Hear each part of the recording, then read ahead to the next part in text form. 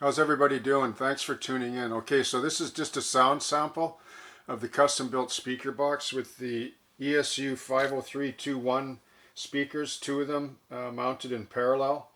They're 11 millimeter by 15 millimeter. And this is the direct Locksound version 5 sound decoder mounted on this GP9 by Walthers. Okay, so here we go. I'm going to engage drive hold and then ramp it up to notch 8 and down, just as for a quick sound test for you. Okay, thanks. Bye.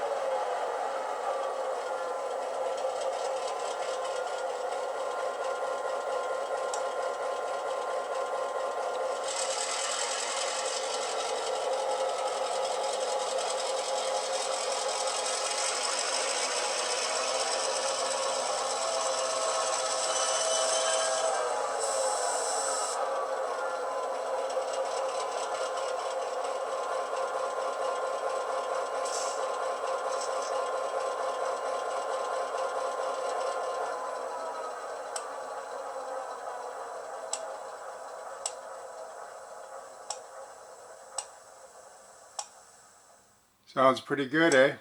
Thanks for watching.